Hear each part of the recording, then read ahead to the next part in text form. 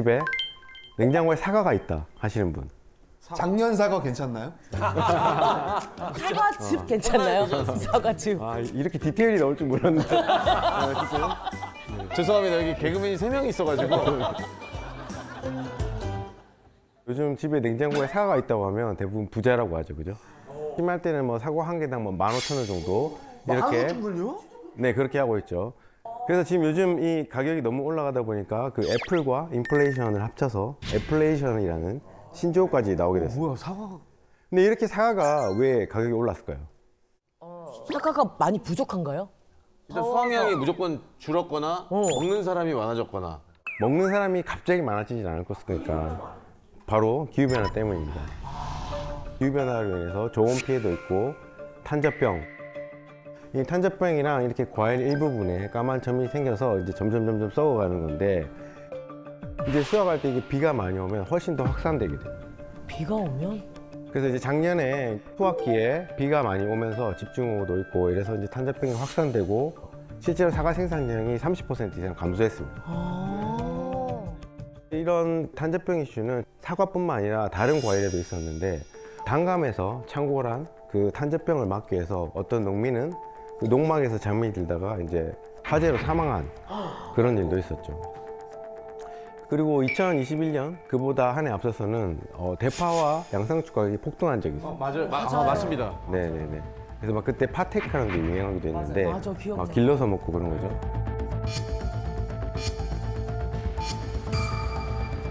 그래서 이런 지금 농산물의 가격 급등이라든지 뭐 수요 공급의 불안정 이런 것들은 결국에 우리가 지금 체감할 수 있는 기후변화의 시그널이죠. 위기의 징조고 가격만 오르면 사실은 다행인 거죠.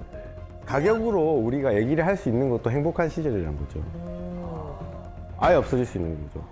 기후변화로 인해 사과의 생산지가 점점 이동하고 있다. 이런 얘기 이미 많이 들으셨을 거죠? 원래는 대구 사과가 가장 그렇죠. 여기 유명하잖아요. 보시는 것처럼 과거 30년, 현재를 보면 대부분의 지역에서 우리가 적지가 아니더라도 가능하다는 거예요.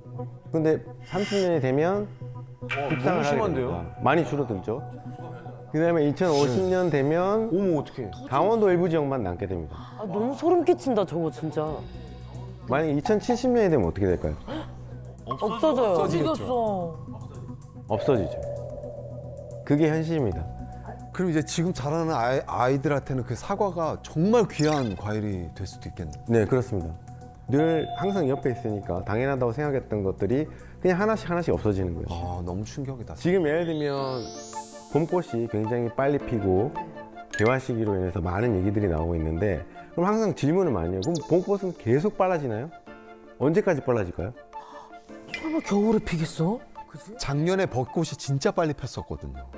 문제는 그 빨리 피는 게 아니라 이제 어느 정도 더 빨라지면 이제 이 벚꽃은 볼 수가 없어요. 그러니까 이런 것들이에요. 지금 봄이면 벚꽃을 잃고 우리가 여름이면 사과를 못 먹고 수박도 없어질 수 있겠죠. 이런 식으로 하나씩 다 그렇게 바뀌어가요. 충격적이다. 자, 근데 이제 문제는 지금 제가 말씀드린 과일뿐만 아니라 기저귀, 그 다음에 우리가 비상식량, 뭐 자주 먹는 라면, 여성분들한테 필요한 생리대 이런 것들이 우리한테 필요한 생필품 가격이 점점 올라가고 있다. 왜 그러죠? 라면은 뭘로 만들죠? 밀이죠, 그죠? 그 우리가 러시아랑 우크라이나가 전쟁이 터졌을 때 가장 우려했던 게 그거예요. 밀. 우크라이나는 세계에서 가장 중요한 밀 공급원 중에 하나입니다. 근데 다행히 뭐였냐면 세계에서 두 번째로 많은 밀을 공급하는 인도가 우리가 좀 많이 수출을 하겠다라고 했었어요. 근데 2022년 인도에서 섭씨 50도 기온을 찍고 날아가던 새가 떨어져 죽었어요. 와, 50도를 찍었어요? 네. 저희가 50도를 경험을 해본 적이 없어가지고 그 영상에서 가끔 보면은 막 타이어 같은 거 녹고 도로에 있는 막 번네트에 후라이 먹고 그러는데 그렇게 됩니까? 맞습니다. 우리가 체감한 이 공기 중에 섭씨 50도라는 것보다 이 바닥에 흡수하는 열이 더 뜨겁거든요. 그래서 이게 섭씨 50도 되면 거의 100도 육박할 거예요. 아스팔트 갈 겁니다. 그래서 손을 댈 수 없을 거예요. 네, 자동차도 마찬가지고 그 열을 흡수하는 물질은 여러분들 절대 손 댈 수 없을 정도로 뜨거울 거예요. 와. 자, 그래서 이제 어떤 일이 벌어지냐면 인도 총리가 마음을 바꾼 거예요. 자기네들 밀 공급에 문제가 생길 것 같으니까 수출 금지령을 내려버리죠. 어머. 저 그럼 어떻게 될까요? 밀 소비하는 국가들은 난리 나겠네요. 난리가 길이 나고. 막혀버리니까. 그 전해 미국도 엄청난 가뭄이 들어서 밀 생산량이 줄어든 상태였어요. 그 세계적인 공급망이라고 하는 곳에서 밀에 대한 공급에 문제가 생긴다는 게 예측이 된 거죠. 면허 같은 경우에도 미국이 텍사스가 이제 주요 생산지인데 텍사스주에 엄청나게 큰 가뭄이 듭니다. 예, 거기는 이제 가뭄이 들면서 면허 생산에도 문제를 일으킨 거예요. 아, 비가 안 왔구나, 거긴 또. 그리고 같은 해 세계 5위인 면허 생산국 그 파키스탄에서 엄청나게 큰 홍수가 발생합니다. 그래서 이제 이런 식으로 면허도 공급망에 문제가 생기기 때문에 우리가 쉽게 접할 수 있는 물건이지만 가격이 올라갈 수밖에 없는 거예요. 그럼 지금 오르고 있는데 시작된 거네요.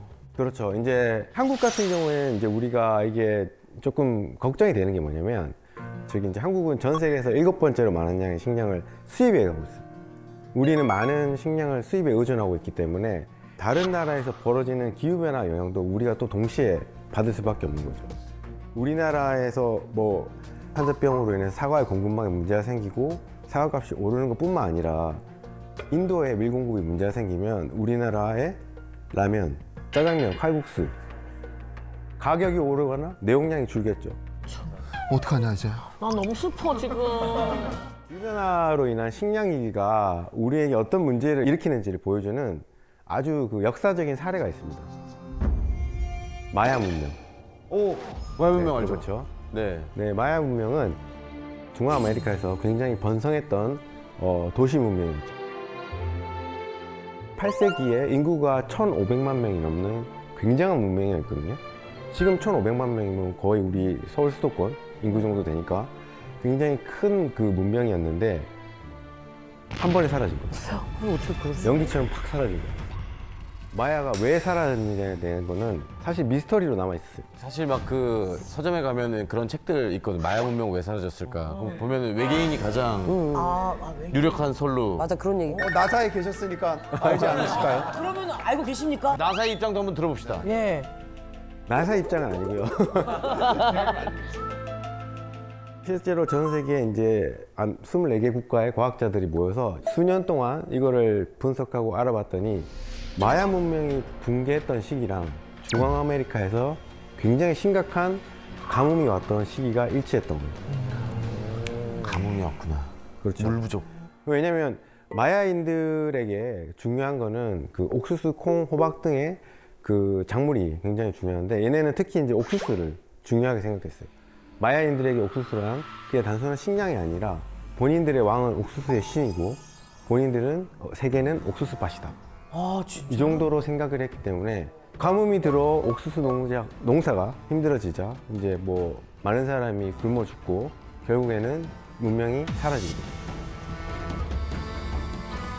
이게 뭐 100% 기후변화 때문이야 라고는 다시 말할 수 없을 것 같아요. 근데 중요한 거는 여러 가지 그런 과학적인 연구 결과들이 분명 얘네는 큰 관련성이 있다라고 이제 지칭을 하는 거고, 사실 인간이 살고 있는 인류 역사를 보면 세계 뭐 1차 대전, 뭐 2차 대전, 우리는 엄청난 그런 전쟁을 겪었지만 문명이 사라진 적은 없어요. 맞아요. 기후변화는 결국 이 문명을 사라지게 할 정도의 강력한 그 위력을 발휘했다는 거죠. 와. 정말 공포스러운 얘기네요. 그렇죠. 우리가 옛날에 그 기후변화 포스트 딱 보면 가장 많이 나오는 문구가 뭐였죠? 지구가 아파요. 아, 예. 어떻게 다 알고 계시네. 진짜 강하게 있었어. 주입식. 진짜로. 근데 문제는 지구가 아픈 걸로 끝나는 게 아니란 거죠. 최근에 기후변화가 너무 심해지면서 기후변화로 인해서 인간에게 직접적인 영향을 끼칠 것인가에 대한 연구들이 막 이제 활발해지고 있어요. 예를 들면 이제 뉴욕 시립대학교 퀸스 칼리지라는 데에서 허리케인 샌디가 태아의 정신 건강에 어떤 영향을 미쳤는지 그런 것들을 연구를 했는데, 그 결과 이제 엄마 뱃속에서 겪었던 그 허리케인의 그 간접적 경험이 아이의 뇌 건강에 영향을 끼친다. 그래서 태아 때 이 허리케인에 노출된 아이는 그렇지 않은 아이에 비해서 ADHD 위험이 60배. 응? 60배? 그다음에 행동장애 위험이 20배. 어머. 여자아이는 불안장애 위험이 20배. 우울증 위험이 30배. 이렇게 증가한다고 알려졌습니다. 엄마 뱃속에 있는데도 그 그렇죠. 모든 환경이 다 이게 직접적으로 닿는 거예요? 예, 저도 사실 굉장히 놀랐는데 우리가 뭐 태교나 이런 것들이 중요하다는 걸 생각해 보면 충분히 그럴 얘기네. 예, 가능성은 있을 거라고 보고 심지어 이제 또 다른 연구에서 보면 이런 극한 기온 폭염이라든지 한파라든지 이런 것들에 노출되면 조산 위험이 평균 60% 이상 증가한다고 또 알려져 있어요. 이런 일이 있어. 저는 그 좀 안타까운 이야기를 들었는데 기후학자들께서는 그래서 요즘 자녀를 안 가지신다고. 안 돼. 미래가 너무 지금 비관적으로 예측이 돼서. 저는 이제 근데 조금 다른 관점을 가지고 있어요. 미래 세대도 분명히 중요한데 미래 세대의 일이라고 하는 순간 어쩌면 이제 이거는 내 일이 아니야 라는 느낌으로 이렇게 뒤로 빼는 거죠. 사실은 그래서 제가 말씀드린 건 지금 성인인 사람들이 훨씬 더 힘들어질 거라고요. 어른들은 그래도 이제 갖출 게 다 갖춰져 있고 네. 저희는 괜찮지 않을까요? 네네, 그렇죠. 폭염이나 이런 폭우 이런 것들은 사실상 이제 어느 정도 견딜 수가 있는 거죠. 예를 들면 뭐 너무 폭염이 심하다 에어컨 틀면 되고 폭우 올 때 안 나가면 되는 거죠. 근데 기본적으로 그렇게 대처를 할 수가 있는데 전염병은 또 다른 문제예요. 여러분들이 이제 아마 코로나를 통해서 간접 경험을 했잖아요. 전염병이 얼마나 사회를 바꿔놓을 수 있고 우리에게 큰 영향을 끼치는지. 근데 지난 2010년 이전에 국내에서는 한 번도 발생 안 했던 라임병이라는 게 지난해 역대 가장 많이 발병을 했어요. 라인병이 라임병이란 거는 이제 진드기가 전파하는 질병이에요.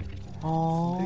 진드기가 사람을 물면 감염이 발생해서 이제 몸에 문제가 생기는 건데 심하면 뭐 부정맥, 뭐 기억상기, 안면마비 이런 것까지 온다고 해요. 오, 심하네.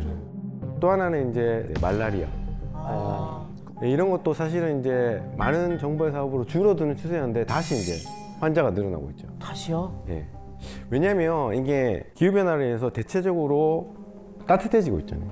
온난화가 되면서 이제 겨울이 줄고 진드기와 모기 이런 것들 매개체, 이 질병을 전할 수 있는 매개체가 서식할 수 있는 그런 기간이 늘어난 거예요. 그러니까 확률적으로 더 이런 것들이 문제를 많이 일으킬 수 있는 상황으로 바뀌어가고 있는 거죠.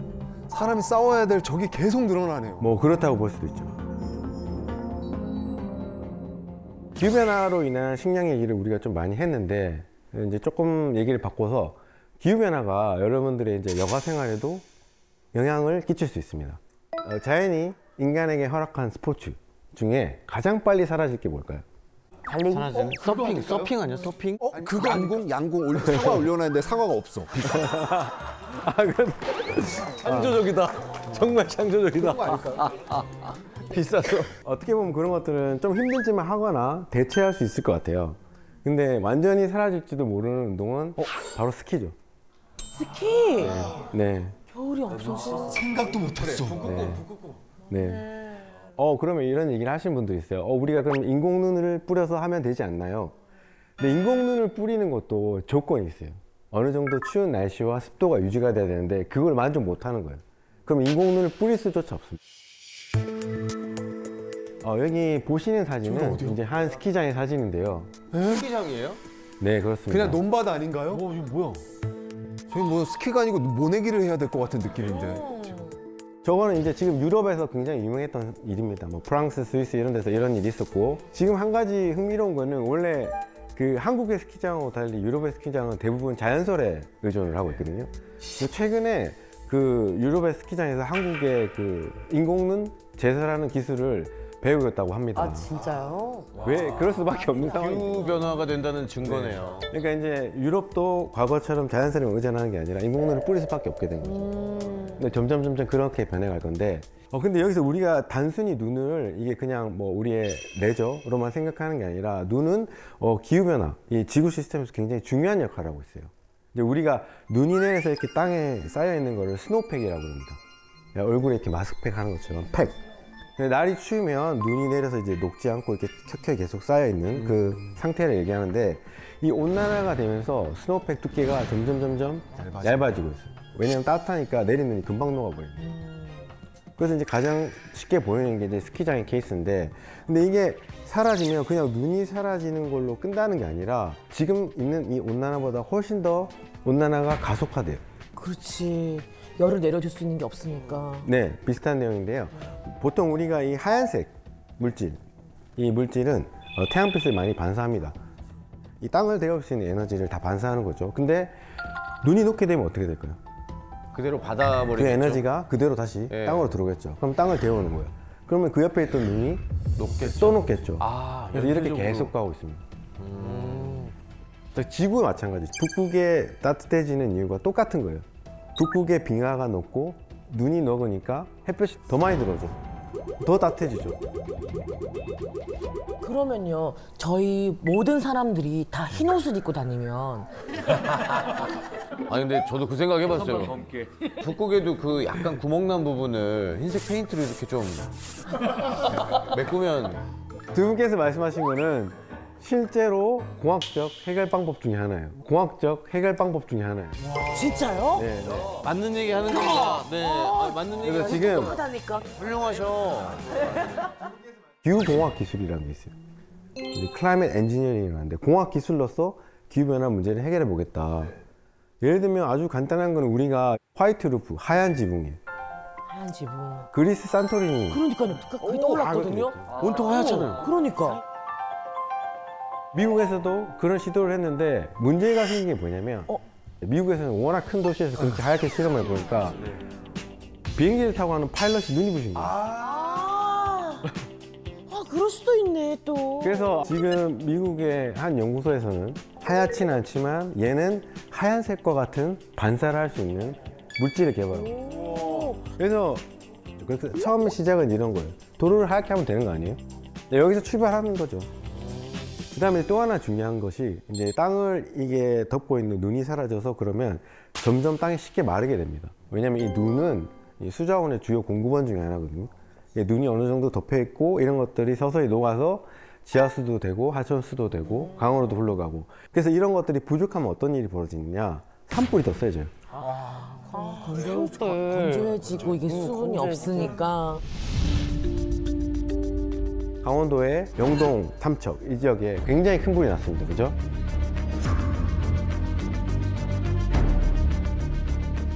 헬기로 막 물 나르고.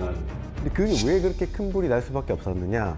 지난 한 70, 80년의 영동 지역의 기상 레코드를 보면 엄청나게 가물어 있었어요. 나무가 다 말라 있어. 그렇죠. 마른 장작이 되어 있는 거예요. 그래서 스노우팩이 사라지게 되면 이런 것들을 조절할 수가 없게 돼요. 또 하나 중요한 점은 얘네들은 보온 역할도 합니다. 겨울에 쌓여 있으면. 눈은 땅 속에 담요라고 생각하시면 돼요.